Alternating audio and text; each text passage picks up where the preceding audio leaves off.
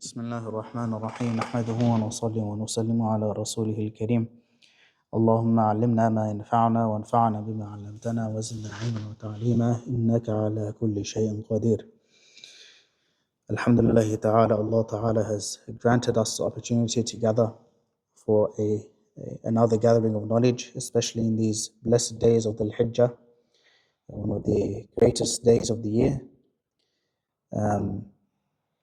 and in a place which is considered to be the most blessed of places, the masjid, to engage in one of the most noble acts of worship, which is seeking knowledge. I ask Allah subhanahu wa ta'ala that He accepts it from us and He allows us to increase in knowledge through these. Alhamdulillah ta'ala, last week we discussed certain key terms or terminologies or words which pertain to the science of aqidah, which pertain to the science of belief. And we said that many of the sciences, many of the subjects in Islamic studies that a person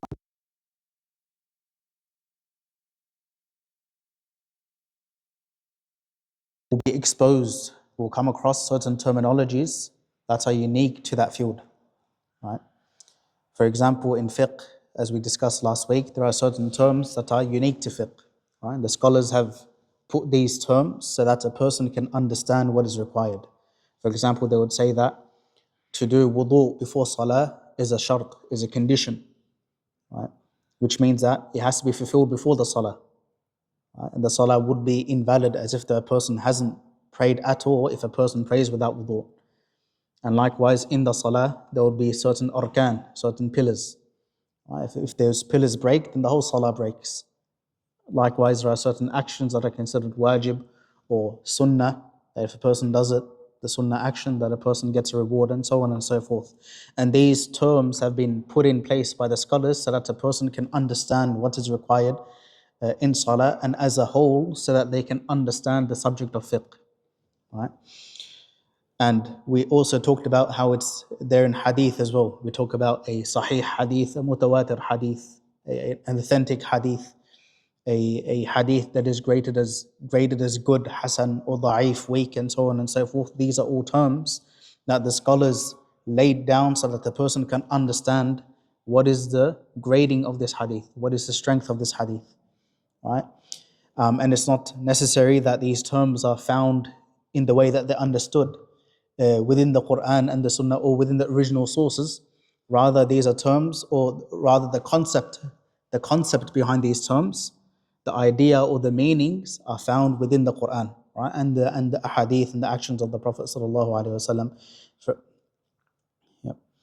And so likewise, as we said, that aqidah is no exception to this. There's going to be certain words that are unique to this subject, right? That are going to be unique to this subject.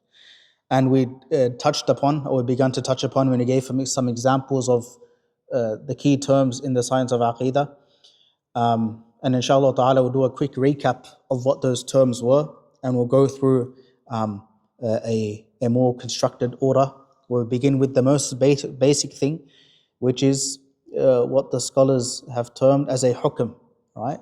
A judgment, if you translate it into English. What is a hukm? What is a judgment?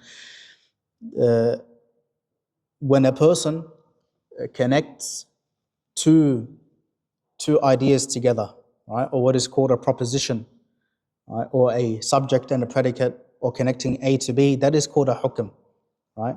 In a very general sense. So the definition they give is the affirmation of something with something else, right? Or the affirming the connection with of something with something else, or the negation of that connection, right? What does that mean? Very simply, they're saying that any judgment that a person makes, right? For example, if I go outside and I say that the sky during the daytime, that the sky is blue, right? If I go outside during the daytime and I say that the sky is blue, so what I've done is that I have got the idea of the sky, and I've got blueness, and I've affirmed blueness for the sky, right? So they're saying that all of our judgments, any judgment that a person makes, they revolve around these two things. You have the thing that you're speaking about, what you're affirming for it, or what you're negating for it, right? So there's going to be two things, and they're either going to be affirmed or negated. For example, I can go outside and I can say that the sky is not green,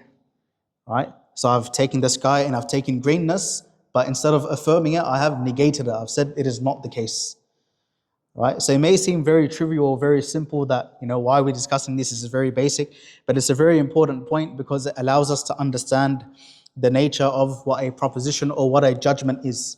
And then we can begin talking about the types of judgments, right? And then when a person understands the type of judgments, then we can talk about what is possible, impossible, and necessary, and so on and so forth.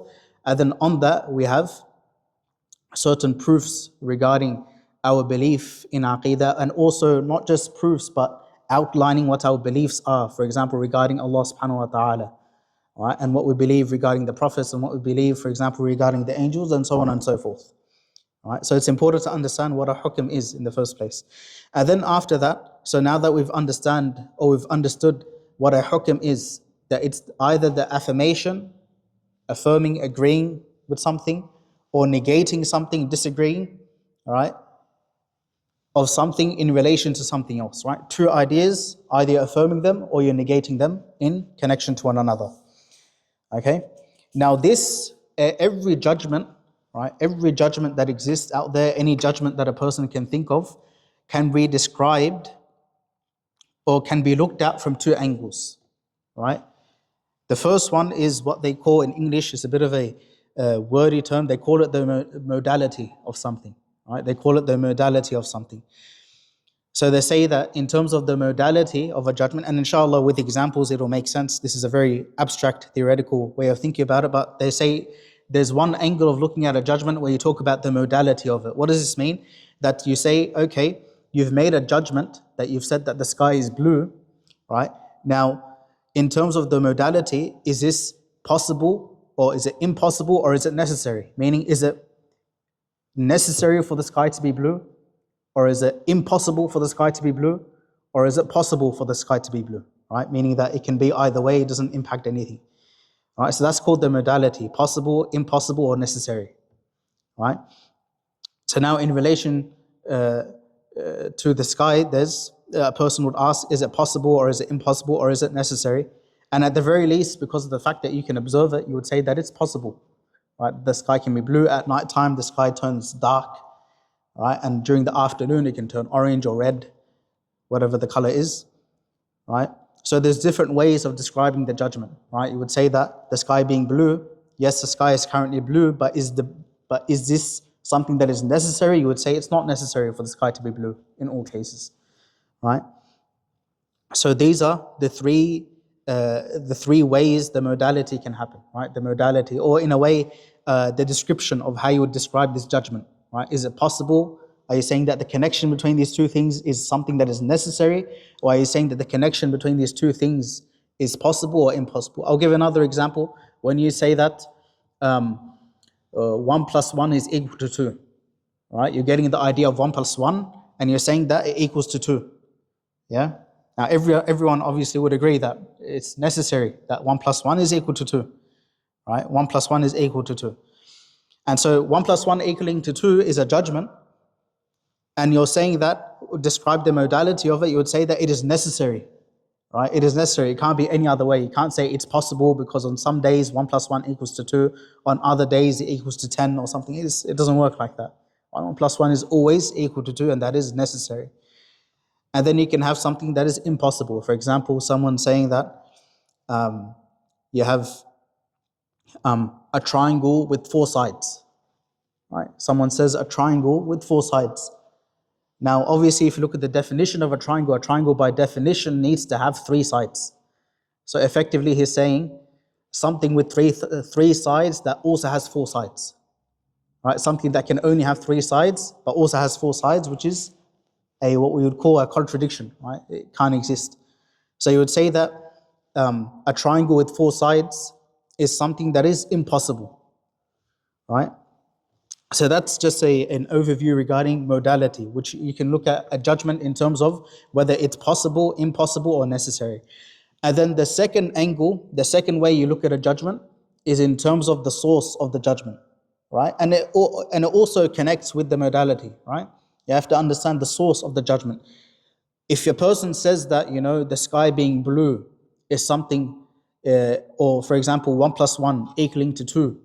1 plus 1 is equal to 2. And someone says, you ask them, okay, what kind of judgment is it? Tell me the modality. And he says, it is necessary.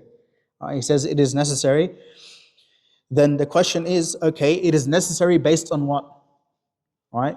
Based on what is it necessary? And that's where the question of the source comes in. And that's the second way you can look at a judgment. You talk about the source of the judgment. Where does this come from? And so the same way that we have three modality, you have three sources, right? You have three sources. Either it can come from legislation, for example, revelation, or a law system or something like that. There's something revealed or there's an agreed upon law. For example, if a person says that you have to drive, it is necessary to drive less than 60 kilometers per hour in a 60 kilometer zone, right? Someone says it is necessary. Now, obviously, if you were to ask him, it is necessary based on what? He's not going to say, like, some logical principle that exists in philosophy. No, he's not going to say that, right? Nor is he going to say that, it is necessary because I've observed all of the cars on this road driving at 60 kilometers per hour. That he's not going to say that's the case as well. Rather, he's going to say that the law, according to Australian law, the legislation, it is necessary to do so, right? So you can have legislation as the source of the necessity. Right? And likewise, you also have things that are necessary according to Islam, right? Legislation or revelation that comes, right? Things that are necessary. And then the second source is known as the custom or habitual judgments, right? Or customary judgments, which is effectively a judgment that is built on repetition, right? That a person constantly observes, that ever since he was a child, that if he picks up this book and he lets go, that the book is going to fall down. It's not going to fly up, it's going to fall down. Right? And so when it happens once or twice, then eventually a person forms a judgment that if I drop this book down, according to habit, it is necessarily going to fall down. Right? According to custom, it is necessarily going to fall down. Right? It is going to fall down. So that's another source of describing, or another source of a judgment. Right? A person says that it is necessary for this book to fall down. Or for example, it is impossible that if I drop this book, it goes all the way up. Right? It floats up into the sky. Okay? And then the third source, which is different to the first two completely, is the rationality, right, that a person has, the intellectual judgment, in which a person neither relies on legislation, nor does he rely on repetition. Rather, it is something that is rational, right? It is not built on repetition, it's not built on custom, it's not built on revelation. It is something that is rational, or something that is built on the intellect, the aql. And this is, for example, with someone saying that 1 plus 1 is equal to 2. Right? If I were to ask someone, why does 1 plus 1 equal to 2? They would say that, or no one would say that because, the Quran and the Sunnah says so. Right? That 1 plus 1 equals to 2. No one would say that. Nor would they say that, 1 plus 1 equals to 2 because every day when I ask people, they always say 1 plus 1 equals to 2 or something like that. Or that I've observed it my whole life like this. Rather, everyone, since they're born, even if they don't know the terms 1 plus 1 equals to 2, inside their head, they know that if you get one of one thing and one of the other thing, get two of them, right, at the end of it. 1 plus 1 equals to 2. So this is known via the intellect, right? That's the third source of a judgment. So in total, you can have 3 times 3, now 9 different ways to describe a judgment, right? You can have 9 different ways to describe a judgment. Yeah, and inshallah, we'll go through just very quickly. We'll give an example for each of those 9 types, and inshallah, these categories will start to make a lot more sense. So the very first type is something that is based on revelation, right? Or something that is impossible, but impossible according to revelation, or impossible according to what is termed legislation, according to some rule set, according to a law system. For example, Allah subhanahu wa ta'ala says, وَمَا كَانَ اللَّهُ مُعَذِّبَهُمْ وَهُمْ مُسْتَغْفِرُونَ. That Allah subhanahu wa ta'ala will never punish them so long as they are seeking forgiveness. Right? Allah subhanahu wa ta'ala will never punish them as long as they are seeking forgiveness. So this is considered to be the punishment of Allah subhanahu wa ta'ala descending on those people as they are seeking forgiveness, or if they're constantly seeking forgiveness, is considered to be impossible based on what the revelation has told us. Does that make sense? That the punishment of Allah subhanahu wa ta'ala descending on a people, so long as they're seeking forgiveness, is considered to be impossible based on what the revelation has told us. Right? And keep in mind, you can look at the same judgment from different angles. Right? You can look at it, okay, what is the ruling, or what is the nature of this judgment? Is it impossible according to revelation? It could be something that is impossible according to revelation, but possible according to the intellect. Right? There's an interplay or an interaction that happens. But inshallah, it'll become clear through more examples. The second type is something that is necessary based on revelation. Right? A person says this is necessary, and you ask him based on what, and he says based on revelation. For example, Allah subhanahu wa ta'ala, He promises the believers that they are going to enter paradise eventually. He says, "Inna Allah yudkhilu alladhina amanu wa amilu salihati jannat." Allah subhanahu wa ta'ala will enter those who believe and do good actions into Jannah. Right? So we know that this is necessary, that Allah subhanahu wa ta'ala will fulfill this promise because of what He has told us, what the revelation has informed us. So it is necessary by virtue of that. And then you can have something that is possible according to revelation. For example, Allah subhanahu wa ta'ala, He says, Asa,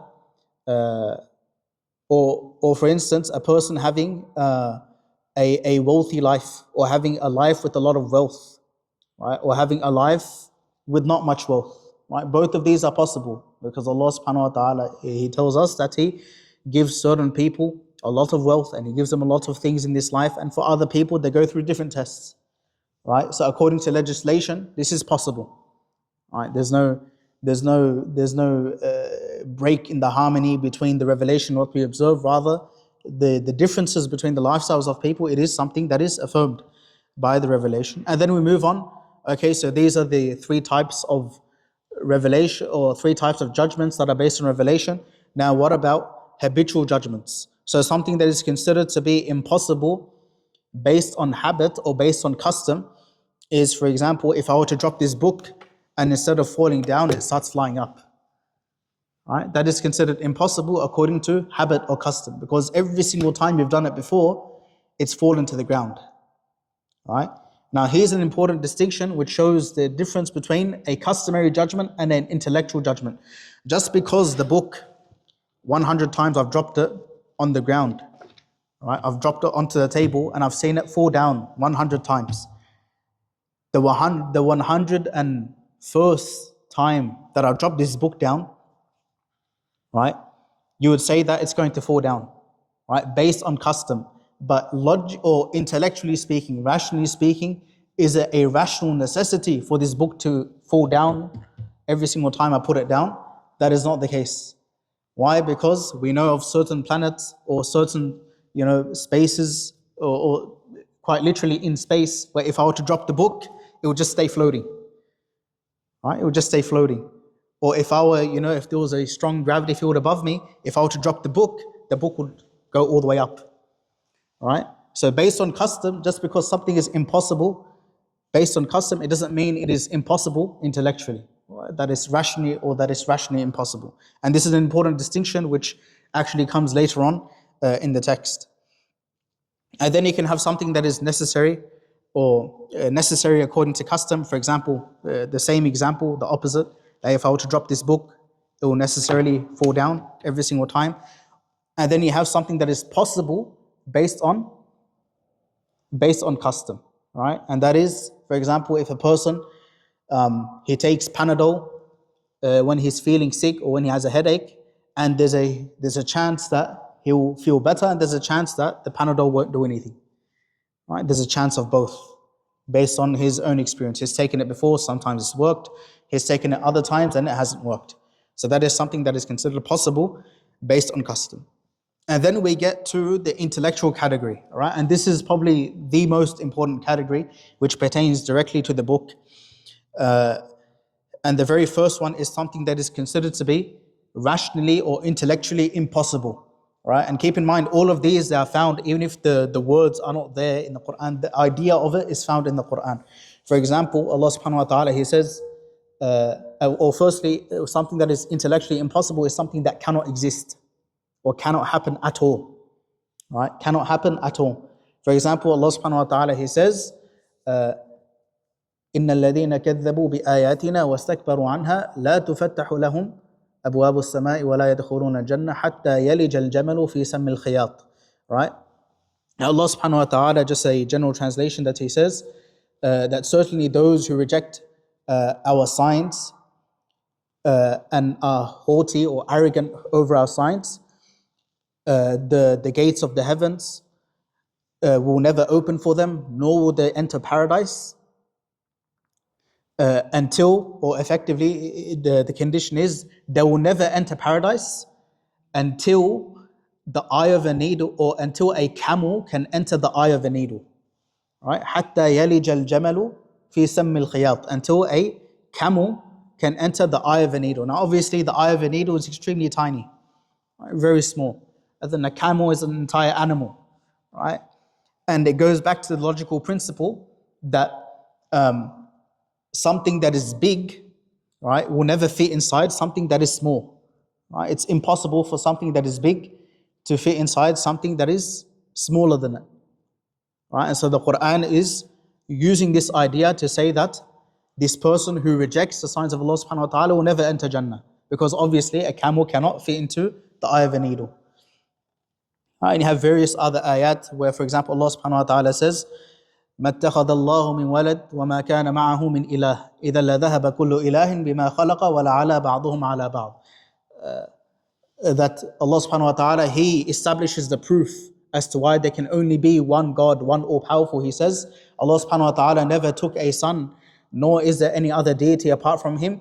And if it were the case that there was another deity alongside Allah subhanahu wa ta'ala, both of them, they would have tried to, with their creation, overpower the other. Right? They would have tried to overpower the other. And so obviously we know that this is impossible for one all-powerful to have power over another all-powerful.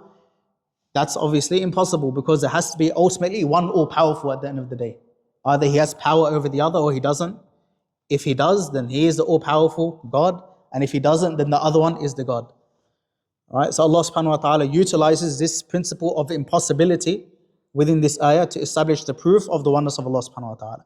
And that is something that is intellectually impossible. Then we have something that is intellectually necessary. Right? So for example, when Allah subhanahu wa ta'ala, He says, أَمْ خُلِقُوا مِنْ غَيْرِ شَيْءٍ أَمْ هُمُ الْخَالِقُونَ. Right? He says regarding those who disbelieve in Allah subhanahu wa ta'ala, that were they created from nothing, or did they create themselves? Right? Were they created from nothing, or did they create themselves? And obviously this question, it has a premise behind it, or a person would naturally think that, if I'm here, therefore I must have had a creator. Right? Which is a logical necessity, that you must have had a cause behind your existence. And it's something that is intellectually necessary, is something that must necessarily exist. Now, if an effect exists, then it means that a cause must necessarily exist behind it. And then lastly, you have something that is intellectually possible. And the example for this is where Allah subhanahu wa ta'ala, He says, وَلَوْ شَاءَ رَبُّكَ لَجَعَلَ النَّاسَ أُمَّةً وَاحِدَةً. That if Allah subhanahu wa ta'ala, He wants, He could have made the entirety of mankind into one nation. Right? Into one nation, one group, the entirety of people. Or if Allah subhanahu wa ta'ala, He says in another ayah, وَلَوْ شَاءَ رَبُّكَ. Or if Allah subhanahu wa ta'ala wanted, He could have guided all of you. Right? If He wanted to, He could have guided the entirety of humanity. So this matter, rationally speaking, is possible. If Allah subhanahu wa ta'ala wants, He can guide everyone. Right? And if Allah ta'ala doesn't want to, then nobody asks Allah subhanahu wa ta'ala regarding His choice. Right? لا يسأل عما يفعل وهم يسألون.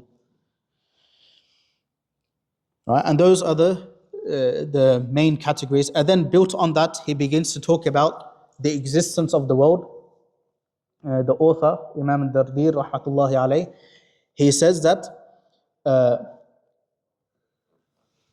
when you look at the world, you notice, so he mentions these categories, and now he gets to get into the actual science of Aqeedah, and he says that when you look at the world around you, you notice that this alam, and he defines the world as everything that exists apart from Allah subhanahu wa ta'ala. He says, when you look at the world around you, you notice that there is change, right?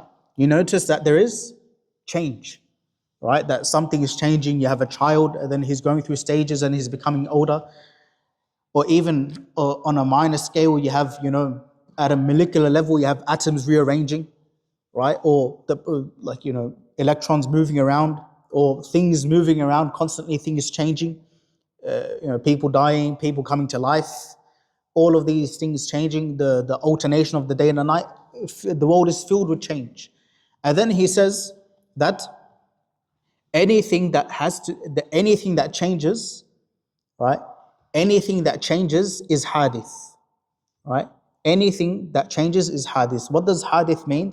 It means that it comes into existence out of non-existence, right? Anything that changes, so he's formulating a strong, rational, clear-cut proof as to why Allah subhanahu wa ta'ala must exist. He's saying, firstly, the world exists and the world changes, right? The world changes, and anything that changes is emergent. Anything that changes has come into existence out of non-existence, right? And therefore, he concludes that if the world emerged, if the world came into existence, then there must be a cause which is external to the world, which caused it to exist, right? Which caused it to exist. Now, regarding the second premise that he said, that anything that changes must be emergent, the basic, if a person wants to look into more detail, very simply, it's that if a person or if anything changes, it's as if though it's going from one state into another, right? The old state has gone out of existence and the new state has come into existence. And he mentions in the commentary a longer proof using qualities and how they're connected to Ajsam and things like that. But in a very simplified and a summarized sense, he says that anything that changes means that it's going from non-existence into existence. That's what change is. The old form goes out of existence, it doesn't exist anymore, and the new form exists. Right? So anything that changes is emergent and it's caused, right? And it's created. And therefore he says that since the whole world is changing, quite literally, if someone is doubting, does the world change? You can lift this book and put it over here. The universe has changed, right? Because previously the book was here, now it's over here.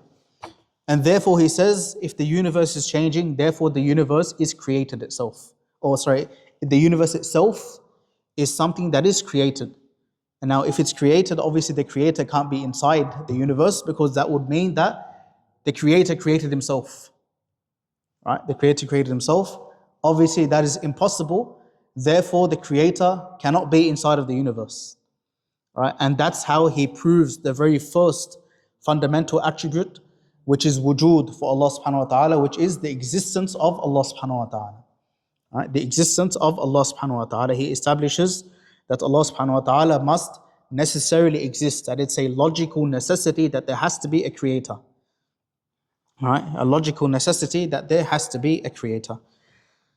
And inshallah ta'ala, as we'll go through the following lines of the text, he will go through, as we talked about today, the existence of Allah subhanahu wa ta'ala, and then after that, the attributes of Allah subhanahu wa ta'ala. He will prove them both from the Quran and also from a sound intellect, that it has to be the case, such that as we go through the text, the only way of understanding the world that makes sense would be the way that Islam portrays the world, which is that there is a creator who's all-powerful, who doesn't have a beginning and has no end and is not dependent on anything, rather everything is dependent upon him subhanahu wa ta'ala.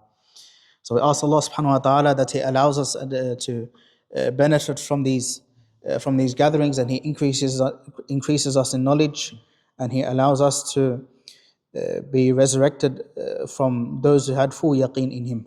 Amin ya Rabb. سبحانك اللهم وبحمدك نشهد أن لا إله إلا أنت نستغفرك ونتوب إليك.